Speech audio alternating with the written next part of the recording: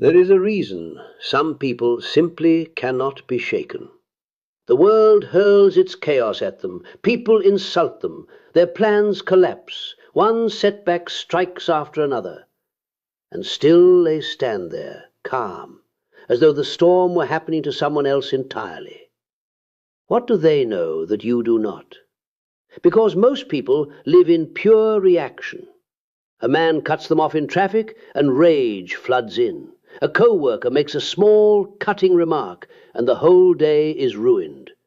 A stranger gives them an odd look and the doubt begins to creep in. Their inner state is handed moment to moment to whoever happens to be standing in front of them. Now imagine breaking free of all of it. Imagine that no person, no situation, no force outside you ever again held the power to disturb your peace. I spent my life studying why a few people reach that freedom and most never do.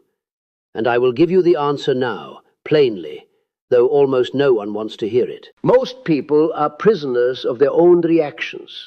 They are convinced the world is doing things to them. The truth is harder. They are mirrors, reflecting back everything they have not yet faced inside themselves. Here is the law beneath all of it. Nothing outside you can affect you unless it finds something inside you to attach to. If a man calls you stupid and anger rises in you, it is because some part of you fears that he might be right. If someone ignores you and the hurt arrives, it is because some part of you is still hunting for their approval. This is why two people can stand in the very same moment and react in completely opposite ways. It was never about what happened. It was always about what is already living inside you. I call the work of facing this shadow work, the making of the unconscious conscious. It begins with a single recognition that every irritation, every flash of frustration, every emotional trigger is not an attack from the world. It is a message from within. Most people run from those messages. They try to silence them, to bury them, to blame whoever provoked them.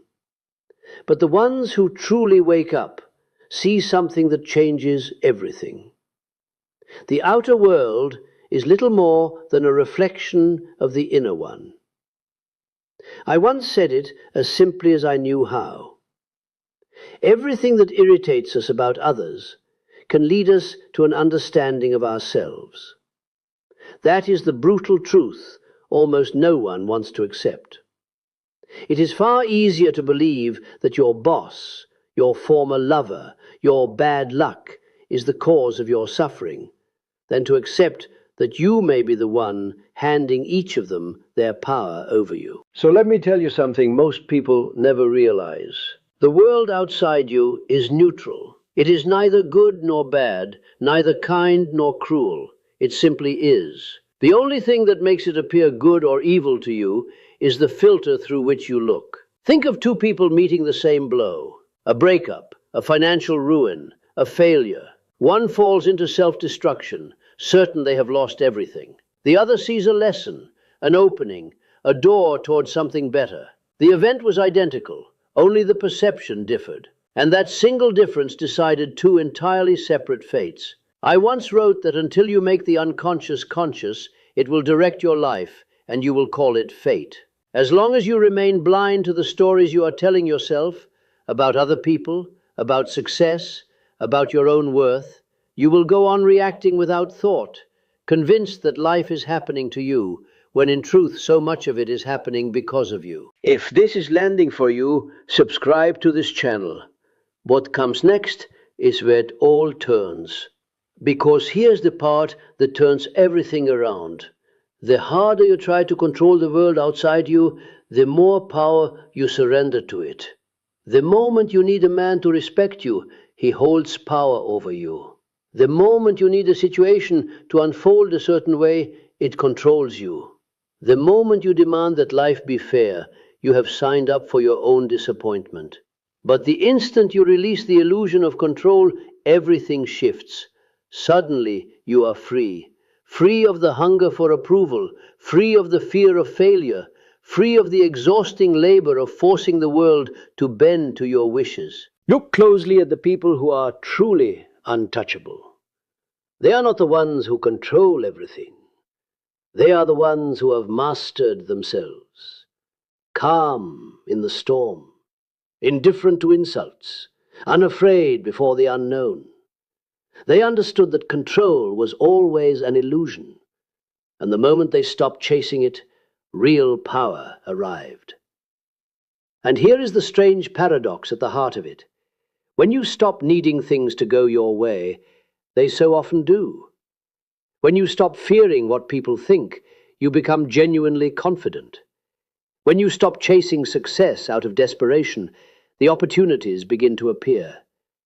When you stop fighting life and start moving with it, things fall into place that you could never have forced. But why does the insult land so hard in the first place?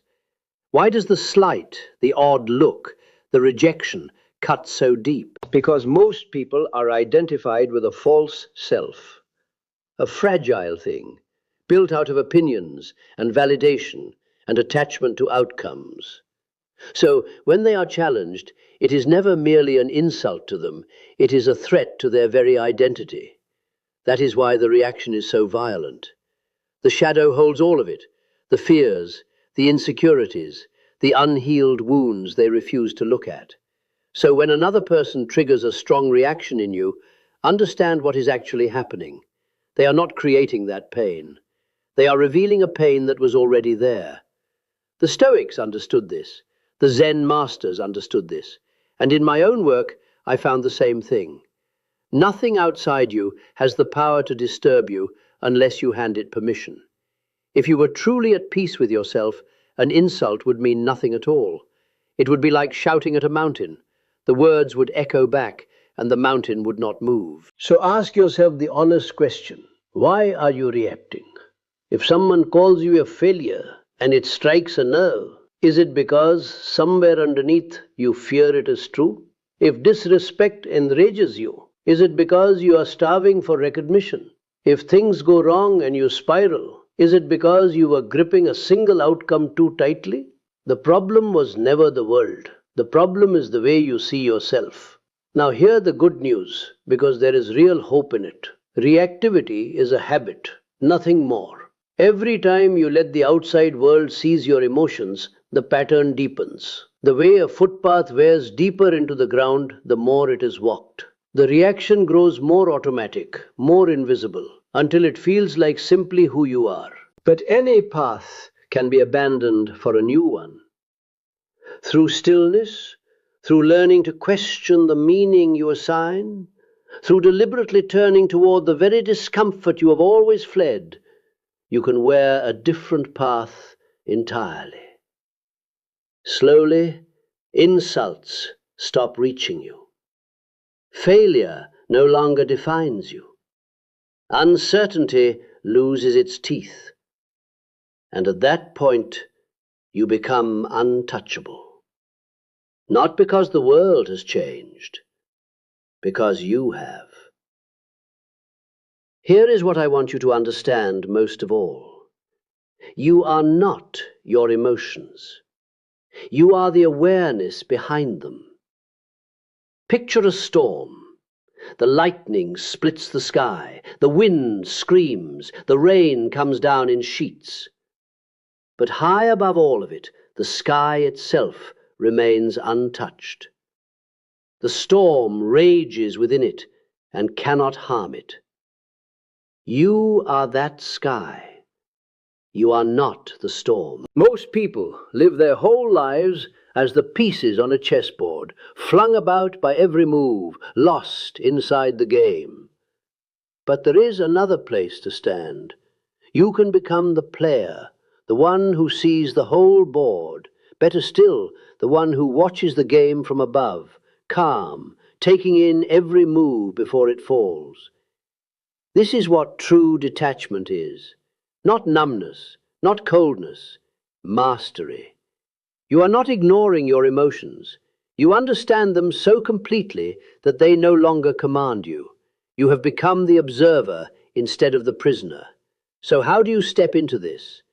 It lives in a single moment, repeated again and again. In every situation, you have two choices: react without thinking or observe with awareness.